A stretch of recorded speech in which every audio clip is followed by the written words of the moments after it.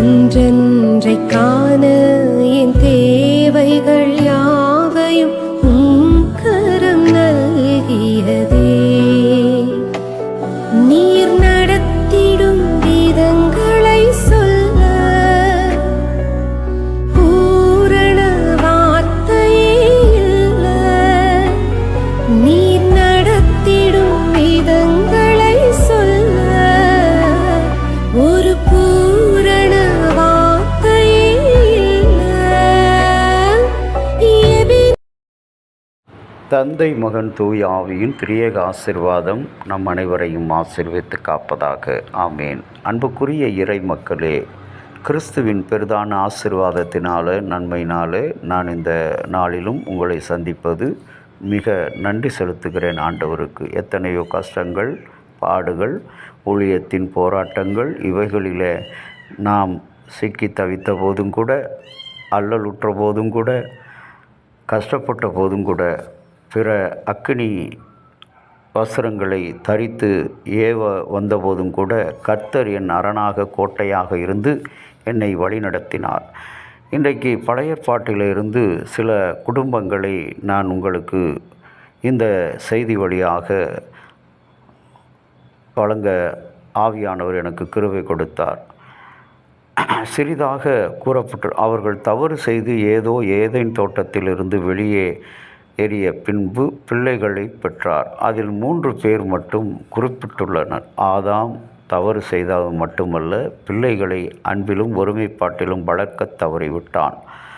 தொடர்ந்து வரும் நோவா குடும்பங்கள், அதன் பின்பு ஆபிரகாம் குடும்பம், ஈசாக்கு குடும்பம், யாக்கோப்பின் குடும்பம் என்ற ஒரு நீண்ட ஒரு பட்டியலை வாரிசுகளை ஒவ்வொரு குடும்பத்திற்கும் குறைகள் இருக்கிறது. அவைகள் நமக்கு எச்சரிப்புகளாக கொடுக்கப்படுகிறது. ஆதாம் ஏவாள் தன்னுடைய பிள்ளைகளை வளர்ப்பதற்கு தவறிவிட்டார்கள்.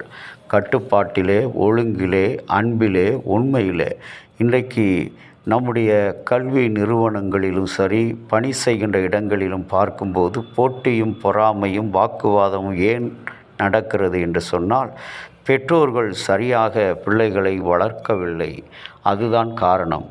ஆனால் கர்த்தருக்கு பயந்த பெற்றோர்கள் நானும் என் வீட்டாருமோ என்றால் கர்த்தரையே சேவிப்போம் என்று யோசுவாவின் குடும்பத்தை இன்றைக்கு நமக்கு மாதிரியாக காட்டுகிறார்.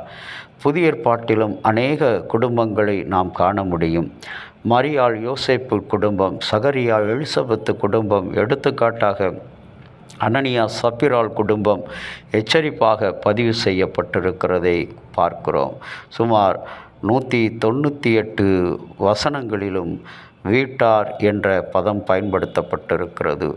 1 கொரிந்தியர் 10:11 பார்க்கும்போது அவைகள் நமக்கு எச்சரிப்புக்காக எழுதி கொடுக்கப்பட்ட வார்த்தைகள். ஆகவே அன்பு தேவனுடைய பிள்ளைகளே, இந்த பதம் சுமார் 133 வசனங்களிலும் வேதத்திலும் பயன்படுத்தப்பட்டது. 300க்கும் மேல் அதிகமான வசனங்களில் குறிப்பிடப்பட்டுள்ளது. பார்வையில் எவ்வளவு முக்கியத்துவம் குறிப்பிடப்பட்டுள்ள இந்த குடும்பம் கர்த்தருடைய பார்வையில் எவ்வளவு முக்கியத்துவம் வாய்ந்தது, எவ்வளவு பொறுப்புள்ளது. குடும்பம் கட்டி காக்கப்பட வேண்டியது, தலைமுறையாக நிலையாக நிற்க வேண்டியது. ஆகவே நம்முடைய பிள்ளைகளை பெற்றோர்கள் வளர்க்க வேண்டிய விதம், பிள்ளையானவனை கையாளுகிற விதம், பிரம்பை கையாளாகாதவன் பிள்ளையை பகைக்கிறான், கையாளாதவன் பிள்ளையை பகைக்கிறான் என்று பார்க்கிறோம். ஆகவே பெற்றோர்களாகிய நாம் இன்றைக்கு பிள்ளைகளுக்கு கொடுக்க வேண்டிய கனத்தை, மரியாதையும் தேவைகளையும் கொடுப்பது போல அவர்கள் நடக்க வேண்டிய வழியையும் மிக கவனமாக கற்றுக் கொடுக்க வேண்டும். பெரியோரிடமும், பொது இடங்களிலும், படிக்கின்ற இடங்களிலும், பணிபுரிகின்ற இடங்களிலும், வீட்டின் பெரியவர்களிடத்திலும் எவ்வளவு மரியாதையாக நாம் நடந்து கொள்ள வேண்டும் என்பதை கற்றுக் கொடுக்க வேண்டும். அப்படி கற்றுக் கொடுக்கிற சிந்தனை உள்ள பெற்றோர்களாக பழைய ஏற்பாட்டு குடும்பத்திலே இருக்கிற அந்த குடும்பங்களோடு நம்மை இணைத்து கொண்டு ஆண்டவரை நோக்கி ஜெபம் செய்வோம். இரக்கமுள்ள பரலோக பிதாவே, உம்முடைய நேர்த்தியான கிருபையை, ஆசீர்வாதங்கள் எங்களுக்கு தந்திருக்கிறீர் சாமி. இந்த நாளிலும் கூட இந்த புதிய நாளை எங்கள் புது வாழ்வின் குடும்பமாக நீ துவங்க வைத்திருக்கிறீர். யோசுவா சொன்னதைப் போல நானும் என் வீட்டாருமோ என்றால் கர்த்தரையே சேவிப்போம். எங்கள் பிள்ளைகளோடு நாங்கள் சேவிக்க, பிள்ளைகளோடு பண்படுத்த எங்களுக்கு அருள்தாரும். எல்லாவற்றையும் உடைய திருக்கரத்தில் அர்ப்பணிக்கிறோம். இயேசுவின் வழியாக வேண்டுகிறோம் நல்ல பிதாவே, ஆமேன். தந்தையாகிய கடவுளின் அன்பும் மைந்தராகிய இயேசுவினுடைய அருளும் பரிசுத்த ஆவியினுடைய நல்ல உறவும் பாதுகாப்பும்